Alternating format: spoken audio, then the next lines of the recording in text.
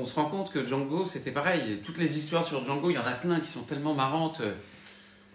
Par exemple, Henri Crolla, qui était un super guitariste, un super musicien, qui a joué beaucoup avec Yves Montand, qui était dans un film là récemment. J'ai vu une scène super belle avec Jacques Higelin, des premiers trucs, il joue de la guitare. Parce qu'à l'époque, dans les bars, eh ben, il y avait une guitare, dans tous les bars, il y avait une guitare accrochée.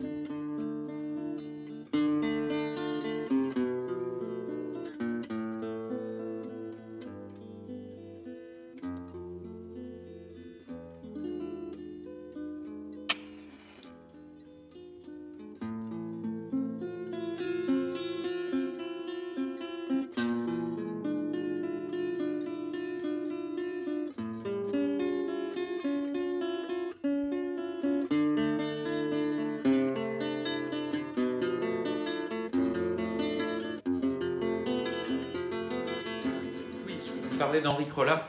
Henri Crolla, quand il jouait dans une cave à Saint-Germain, Django, il est né en 1910, il est mort en 1953, 43 ans. Cave dans les clubs à Saint-Germain, s'il voyait, il y avait un escalier comme ça, s'il voyait les pieds de Django descendre, paf, il arrêtait direct de jouer, il posait la guitare, il fuyait. Et il y a des histoires comme ça aussi, des groupes manouches à l'époque, dans des balles et tout ça qui jouaient. Et quand Django arrivait, il voulait écouter un peu de musique tranquillement, hiver ou quoi, et paf, tout le monde s'enfuyait. Il paraît que même à la fin, Django s'énervait, il disait mais enfin, c'est quand même pas possible, je peux même pas écouter un morceau, je peux même pas écouter des gens jouer. Il y a l'impro numéro 5 qui est magnifique.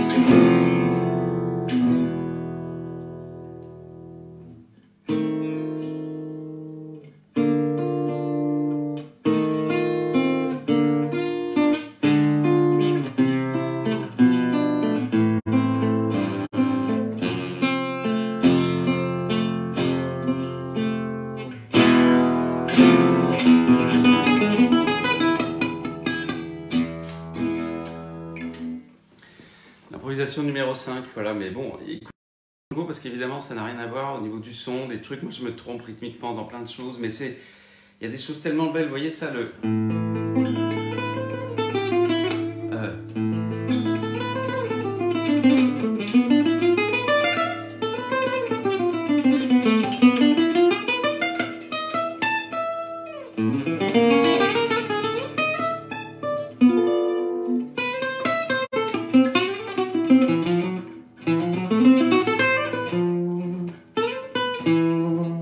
quelle beauté, c'est vraiment émouvant. Alors,